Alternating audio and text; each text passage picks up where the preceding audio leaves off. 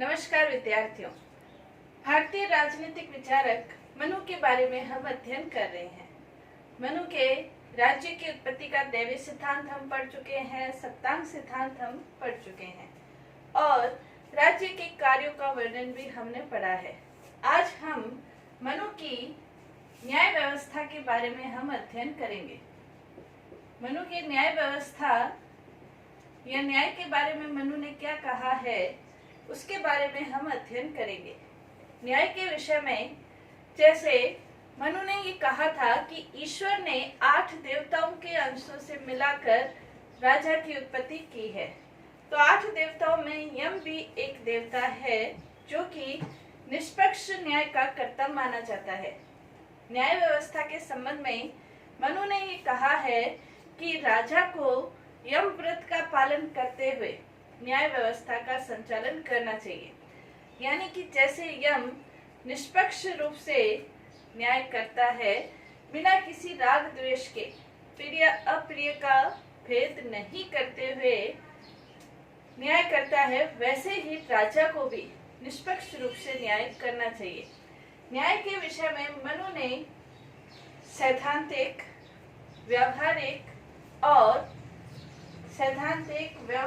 और संस्थागत रूपों का वर्णन अपनी न्याय व्यवस्था के अंतर्गत किया है। हालांकि न्याय के रूप में व्यवस्थित अध्ययन मनुस्मृति में नहीं मिलता है, लेकिन फिर भी न्याय के संबंध में अनेक विचार हमें मनुस्मृति में देखने को मिल जाते हैं। न्याय के विषय में मनु ने कहा है कि यदि राजा बिना सोचे विचारे अविचार पूर्वक न्याय करता है तो राजा नरक का गामी होता है। यदि राजा उचित प्रकार से निष्पक्ष रूप से न्याय करता है तो राजा स्वर्ग का गामी होता है। जिस राज्य में न्याय के क्षेत्र में प्रजा सुखी है और प्रजा को ये लगता है कि हमें न्याय जरूर मिलता है या न्याय के लिए वो राजा को सही मानती है, उचित मानती है, तो वो राजा, उस राजा की इस लोक में तो कीर्ति होती है, लेकिन परलोक में भी वो यश कीर्ति ग्रहण करता है, परलोक में भी वो स्वर्ग जाता है। तो मनु ये कहता है कि राजा को सोच विचार कर अपना न्याय प्रदान करना चाहिए। साथ ही मनु ने ये कहा है कि यदि राजा अदंडनीय को दंड देता है और दंडनीय को छोड़ देता है, अदंडनीय को दंड देता है, दंडनीय व्यक्ति को छोड़ देता है, तो राजा नरक का गामी होता है। इसी प्रकार मनु ने मनुस्मृति में ये कहा है कि यदि राजा लोभ के वशीभूत होकर दंड कार्य का संचालन करता है, लोभ के वशीभूत होकर, तो उस राजा को शत्रु राज्य शीघ्र ही अपने वश में कर लेते हैं।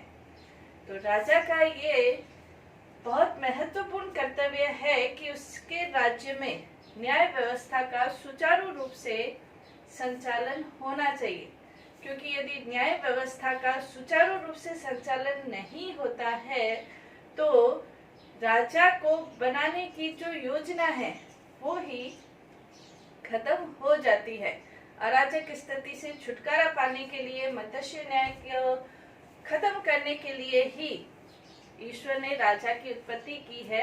और यदि राजा न्याय को सुव्यवस्थित करने में, संचालित करने में, न्याय को स्थापित करने में यदि सफल नहीं होता है तो उस राजा को गद्दी से उतारने का अधिकार भी रखा जाता है। तो राजा को अपने राज कार्य में, न्याय व्यवस्था में यम व्रत का पालन अवश्य ही करना चाहिए और न्याय को सुचारू रूप से अपने राज्य में संचालित करना चाहिए। अगर नहीं करता है तो इसके लिए मनुस्मृति में ये भी कहा गया है कि यदि राजा अपराधी व्यक्ति को छोड़ देता है तो उसका चतुर्थांश यानी कि 25% अधर्म का भागी राजा स्वयं भी बनता है। इसलिए मनुस्मृति में न्याय व्यवस्था का वर्णन हमें देखने को मिलता है। न्याय व्यवस्था के लिए सबसे पहले हम देखते हैं न्याय का स्रोत क्या है? तो इसके लिए मनु ने ये कहा है धर्म, और न्याय का पहला स्रोत धर्म और दूसरा जो स्रोत है वो मनु ये कहता है परंपरा और अभिसमय। ये दोनों न्याय के स्रोत हैं। धर्म के क्षेत्र में मनु ये कहता है कि हालांकि जो राजा है वो न्याय का अंतिम स्रोत है, लेकिन राजा भी किस आधार पर न्याय करेगा? धर्म के आधार पर। राजा को वेदों का, शास्त्रों का, स्मृतियों का, पुराणों का ज्ञाता होना चाहिए और धर्म के आधार पर न्याय करना चाहिए। दूसरा मनु ये कहता है कि धर्म के आधार पर न्याय करते हुए भी परंपरा और अभिसमय का पालन राजा को अपने न्याय व्यवस्था के अंतर्गत अवश्य ही किया जाना चाहिए। तो धर्म के दो स्रोत बताए हैं मनु ने। न्याय के धर्म के अंतर्गत सभी वेद, शास्त्र इत्यादि आ जाते हैं, और परंपरा जो उस समय की जो रीति रिवाज है उसके अनुसार राजा को अपने न्याय व्यवस्था का संपादन करना चाहिए। मनु ये कहता है कि राजा को धर्म के अधीन रहना चाहिए। धर्म के अधीन रहना राजा का धर्म है, और जो प्रजा है उसे राजा की जो विधि है उसके अधीन रहना चाहिए। ये प्रजा का धर्म है। राजा को धर्म के अधीन और प्रजा को राजा की बनाई विधि के अधीन, ये प्रजा धर्म है। तो मनु ने न्याय के दो स्रोत बताए हैं।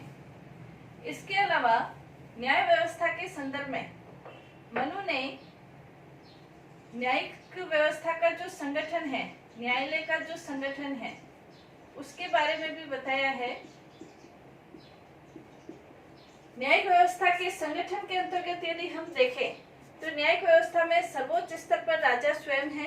राज्य में न्याय की जो अंतिम शक्ति है वो राजा स्वयं है, लेकिन राजा अकेला न्याय व्यवस्था का संपादन नहीं कर सकता है। इसलिए न्याय सभा का उल्लेख भी हमें मनुस्मृति के अंतर्गत देखने को मिलता है। न्याय सभा का वर्णन करते हुए मनु ये कहता है कि न्याय सभा के अंतर्गत एक मुख्य न्यायाधीश होना चाहिए, और जो 3 है वो अन्य न्यायाधीश होने चाहिए। एक मुख्य न्यायाधीश और 3 अन्य न्यायाधीश। इस आधार पर न्याय व्यवस्था का संचालन होना चाहिए। अंतिम शक्ति राजा के हाथ में।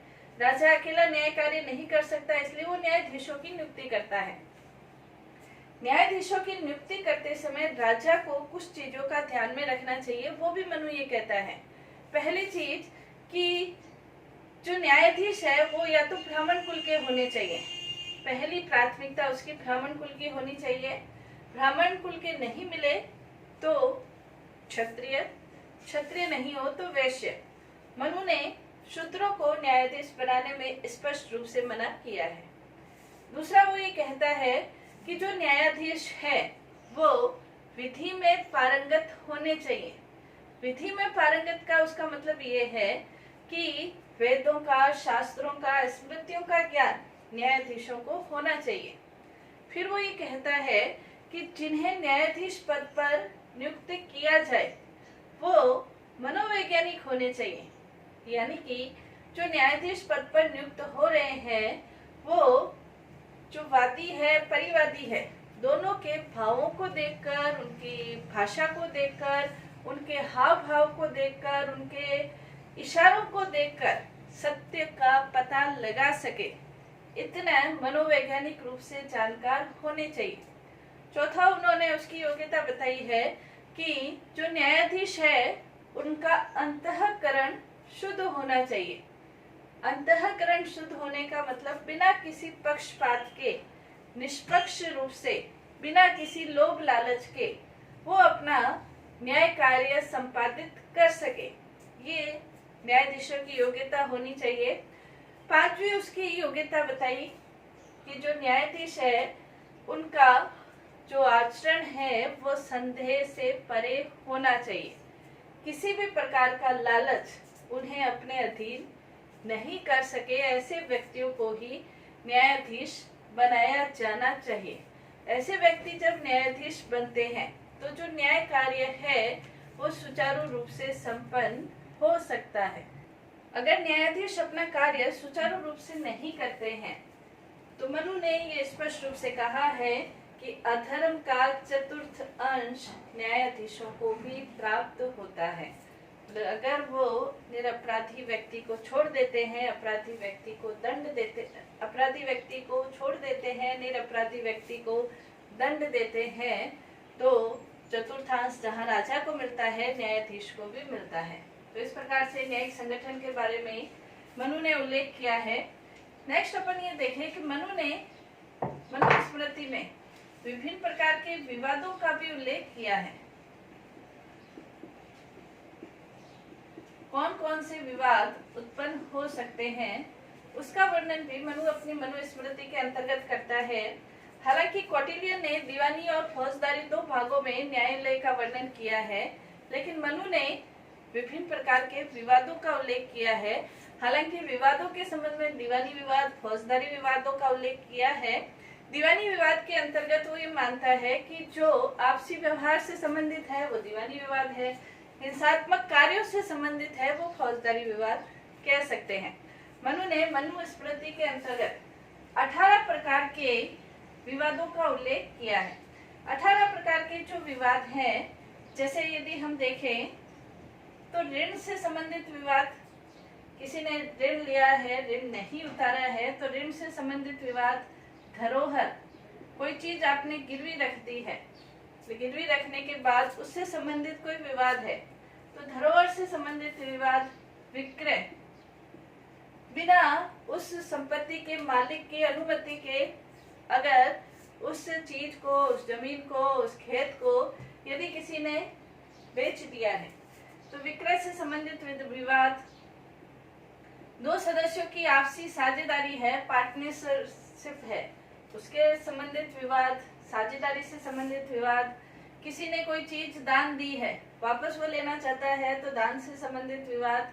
मजदूरी न देना, दासों की, मजदूरों की, किसानों की कुछ मजदूरी बनती है, यदि वो नहीं देते हैं तो उससे संबंधित विवाद की स्थिति उत्पन्न हो जाती है। इसी प्रकार चोरी है, डाका है, इससे संबंधित विवाद भी उत्पन्न हो सकते हैं। इसी प्रकार मनु ये कहता है दंड पौरुष्य, यदि आपने शारीरिक रूप से किसी को चोट पहुंचाई है तो उससे संबंधित विवाद।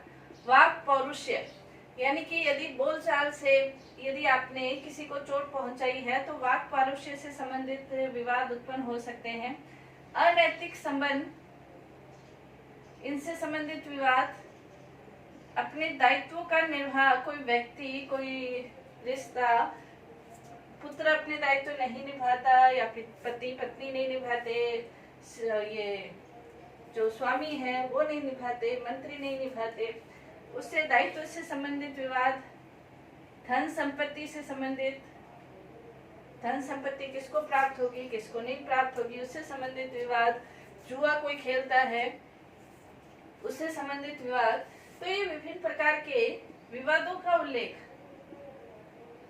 मनु ये करता है। और मनु ने ये भी कहा है चोरी, डाका, लूट, इससे संबंधित, सीमा से संबंधित विवाद, सीमा से संबंधित विवाद उत्पन्न हो जाते हैं। तो इन विभिन्न प्रकार के विवादों का उल्लेख मनु अपनी मनु स्मृति के अंतर्गत करते हैं। और विवादों का निपटारा करने के लिए क्या किया जाए तो उसके लिए भी मनु ने पूरी दंड व्यवस्था का उल्लेख अपनी मनु स्मृति के अंतर्गत करता है। किस प्रकार से दंड दिए जाए। दंड व्यवस्था के अंतर्गत मनु ने इसका दोनों ही लाभ बताए हैं। दंड व्यवस्था नैतिक रूप से भी लाभकारी है और व्यावहारिक रूप से भी लाभकारी है। नैतिक रूप से दंड व्यवस्था कैसे लाभकारी है तो इसके लिए मनु ये कहता है कि यदि आपने अपराधी व्यक्ति को दंड दिया है तो नैतिक रूप से वो उस पाप का भागी बनने का जो दंड है वो यही इसी लोक में भोग लेता है, जिससे उसे परलोक में दंड भोगने से वो बच जाता है। दूसरा, यदि अपराधी व्यक्ति को दंड मिल जाता है, जो दूसरे व्यक्ति हैं, समाज के अंतर्गत जो दूसरे व्यक्ति हैं, वो भी अपराध करने से बच जाते हैं, तो समाज में नैतिकता की स्थापना होती है। फिर उसने ये बताया है कि यदि अपराधी व्यक्ति को दंड मिलता है, तो जो अपराध के स्वरूप उसको दंड मिला है, तो उसके कारण वो नेक्स्ट अपराध भी नहीं करता है, जिसके कारण भी नैतिकता के रूप में वो आगे बढ़ता है। समाज के रूप में व्यवहारिक रूप से भी दंड व्यवस्था इसलिए महत्वपूर्ण है क्योंकि समाज के अंतर्गत व्यवहारिक रूप से समाज में सुव्यवस्था की स्थिति उत्पन्न रहती है, समाज शांतिपूर्वक रहता है और समाज में व्यवस्था बनी रहती है। जो राजा का प्रयोजन है, जो नैतिक प्रयोजन है, वो सिद्ध रहता है। इसलिए नैतिक और व्यवहारिक रूप से दंड व्यवस्था समाज के लिए, व्यक्ति के लिए और राजा के स्वयं के लिए भी उपयोगी है। दंड के मनु ने ये बताया है कि जो दंड व्यवस्था है वो उसकी जो धारणा है, दंड की जो धारणा है वो 3 आधारों पर आधारित होनी चाहिए: निवारक, प्रतिकारात्मक और सुधारात्मक। जो दंड का आधार है वो 3 आधारों पर होना चाहिए। निवारक दंड व्यवस्था का मतलब यह है कि राज्य के अंतर्गत जो अपराध है उसका निवारण किया जाए। अपराध का निवारण कैसे होगा? तो उसके लिए मनु ये कहता है कि राज्य के अंतर्गत जिस अपराधी को दंड दिया जाए तो उसका दंड इस प्रकार का हो कि दूसरे व्यक्ति अपराध करने का साहस नहीं कर सके, यानी कि राज्य में दंड का, ये अपराध का निवारण हो। दूसरा प्रतिकारात्मक। प्रतिकारात्मक का मतलब ये है कि प्रतीक स्वरूप, प्रतिशोध स्वरूप दंड दिया जाए, यानी कि यदि किसी ने चोरी की है तो हाथ काट दिया जाए, गाली दी है तो जीभ काट दी जाए। इस प्रकार के प्रतीक स्वरूप दंड, यानी कि प्रतिशोध के रूप में दंड भी दिए जाते थे उस समय। सुधारात्मक का मतलब ये है कि जो अपराधी है उसमें सुधार की भावना संचालित हो, तो सुधार की भावना के फल स्वरूप दंड दिया जाए, तो उस आधार पर भी दंड की व्यवस्था होनी चाहिए। तो सुधारात्मक रूप से भी दंड दिया जा सकता है। ये 3 आधार मनु अपनी मनु दंड का जो प्रयोजन है वो 3 महत्वपूर्ण उद्देश्यों से निर्भर है। पहला है कि अपराधी को शुद्ध किया जाए। दंड के जो प्रयोजन है उसमें हम कह सकते हैं कि अपराधी को शुद्ध करने के लिए दंड दिए जाते हैं। दूसरा जो इसका प्रयोजन है, व्यक्ति को सही राह पर अग्रसर करने के लिए दंड दिए जाते हैं, सही राह पर अग्रसर करने के लिए। तीसरा जो इसका प्रकार है, समाज में व्यवस्था, सुव्यवस्था स्थापित करने के लिए। और चौथा इसका उद्देश्य है शांति की स्थापना के लिए दंड दिए जाते हैं। तो ये दंड का प्रयोजन है महत्वपूर्ण रूप से। नेक्स्ट इसके अंतर्गत है कि दंड के क्या प्रकार हैं। मनु ने अपनी मनु स्मृति के अंतर्गत दंड के 4 प्रकार बताए हैं।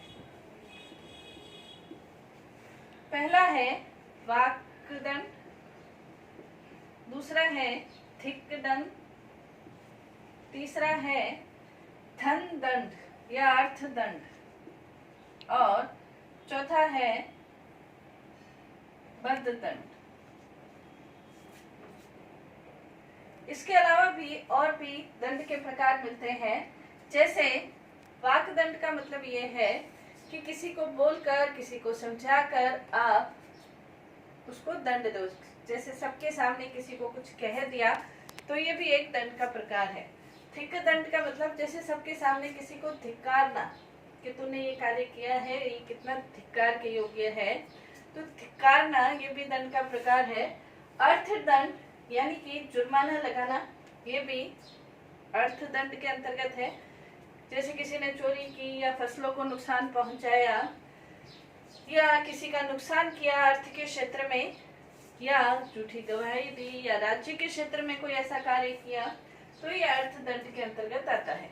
बद्ध दंड का मतलब जब शारीरिक रूप से किसी को चोट पहुंचाई जाती है तो उसे अर्थदंड कहा है। इसके अलावा मनुस्मृति के अंतर्गत कारागार दंड का उल्लेख भी मिलता है, राज्य निवासन दंड का उल्लेख भी मिलता है। इसके अलावा सिर मुंडन दंड, जो बाल है उसको मुंडवा दिया जाता है, इस दंड का भी उल्लेख मिलता है। इसके अलावा मृत्यु दंड का उल्लेख भी मिलता है। इस विभिन्न प्रकार के दंड मनुस्मृति के अंतर्गत मिलते हैं, यानी कि अपराध और अपराध की मात्रा, अपराध का प्रयोजन, इन सब के आधार पर दंड निश्चित किया जाता है। नेक्स्ट इसके अंतर्गत है न्यायिक प्रक्रिया। न्याय की प्रक्रिया किस आधार पर चलती है? तो इसके अंतर्गत मनु ये कहता है कि न्याय व्यवस्था का संचालन खुले रूप से होना चाहिए ताकि लोगों को ये पता चले कि अमुक अपराध के लिए इस प्रकार की सजा मिल सकती है, दंड मिल सकता है। तो न्याय प्रक्रिया खुले रूप में होनी चाहिए। दूसरा मनु ये कहता है कि जो न्याय प्रक्रिया है उसके अंतर्गत ये देखा जाना चाहिए कि जो अपराध है वो दो व्यक्तियों के बीच हुआ है या जो अपराध है वो समाज और राज्य के विरुद्ध हुआ है। तो उसके अंतर्गत जो न्याय प्रक्रिया है, दो व्यक्तियों के बीच विवाद है उसकी प्रक्रिया अलग है, और राज्य के बीच वो देशद्रोह के संदर्भ में आ जाता है तो उसकी प्रक्रिया अलग रूप से होनी चाहिए। साथ ही मनु ये कहता है कि अपराधी को जो दंड दिया जाए उस दंड के लिए अपराध की क्या मात्रा है, क्या उद्देश्य है और अपराध करने की क्या परिस्थितियां रही है, इन सब के आधार पर तो दंड की मात्रा निश्चित होती है। लेकिन इसके साथ ही साथ ये भी देखा जाए कि जो अपराध करने वाला है वो किस वर्ण का है, अपराध की जो मात्रा है वो किस प्रकार से है। किसी व्यक्ति ने परिस्थितिवश कोई अपराध किया है या किसी व्यक्ति ने आदतवश वो किया है अपराध, तो उसकी दंड की मात्रा अलग होगी। वर्ण के अनुसार भी दंड की मात्रा अलग होगी। जैसे मनु ने ये कहा है कि यदि कोई शूद्र वर्ण का व्यक्ति चोरी करता है तो उसे 8 गुना दंड मिलेगा, वैश्य वर्ण का व्यक्ति करता है तो 16 गुना मिलेगा, क्षत्रिय वर्ण का करता है तो उसे 32 गुना मिलेगा, और यदि ब्राह्मण वर्ण का व्यक्ति चोरी करता है तो उसे 64 गुना, 120 गुना, ऐसे करके दंड की मात्रा बढ़ती रहती है। इसके अलावा विभिन्न वर्णों के व्यक्ति किस प्रकार के अपराध करते हैं उसकी भी विवेचना मनुस्मृति के अंतर्गत हमें देखने को मिलती है। दंड प्रक्रिया के अंतर्गत दंड देते समय, सजा देते समय मनु ये कहता है कि उसमें साक्ष्य का भी महत्वपूर्ण योगदान होता है। जो अपराध है, अपराध की जो मात्रा है उसके निश्चित करने में साक्ष्य का भी अपना महत्वपूर्ण योगदान है। साक्ष्य यानी कि सबूत। साक्ष्य को दो अर्थ में मनु कहता है, एक तो साक्ष्य जो साक्षी पर आधारित है, दूसरे जो साक्ष्य हैं वो परिस्थिति जन्य जो साक्ष्य हैं उसके आधार पर अपराध की मात्रा निश्चित होगी। जो साक्षी है यानी कि जो गवाह है जिसने उस अपराध को अपनी आंखों से होते हुए देखा है, तो उसको भी प्रमाण के रूप में मनु कहता है हम मान सकते हैं। और जो परिस्थिति जन्य साक्ष्य है उस पर भी अपराध निश्चित होता है कि उसने किया है या नहीं किया है। आगे मनु इस बात का भी उल्लेख करता है कि हो सकता है कुछ अपराध ऐसे हो जिनका कि हमें किसी भी प्रकार का कोई साक्ष्य नहीं मिले, तो उसके लिए मनुस्मृति में शपथ का उल्लेख भी हमें मिलता है कि शपथ के आधार पर भी अपराधी से ये उगलाया जाता है कि उसने अपराध किया है या नहीं किया है। इसके अलावा जो न्यायाधीश है वो भी अपराधी के या जो इसने अपराध किया है नहीं किया है उसके भावों को देखकर, उसके हाव भाव को देखकर, उसकी चेष्टा को देखकर, उसके भाषण को देखकर ये पता लगाया जाए कि उसने अपराध किया है या नहीं किया है। जो साक्षी है उसको भी भय मुक्त वातावरण के अंतर्गत अपना गवाही देने के लिए गवाही दे ऐसा वातावरण उत्पन्न किया जाना चाहिए। तो ये मनु ने बताया है न्यायिक प्रक्रिया, यानी कि कोशिश ये होनी चाहिए कि जो अपराधी है उसे दंड मिले और जो निरपराधी है उसे किसी भी अवस्था में दंड नहीं मिलना चाहिए। जिस राज्य में न्याय व्यवस्था सुचारू है वो राज्य उन्नति के पथ पर जाता ही जाता है। और साथ ही जो राजा है, क्योंकि न्याय का अंतिम स्रोत राजा है, तो न्याय व्यवस्था ठीक है तो उसका कारण राजा है। तो राजा इस योग में तो यश को प्राप्त होता ही है और परलोक में स्वर्ग का गामी बनता है, यदि उस राज्य में न्याय व्यवस्था की स्थिति ठीक है।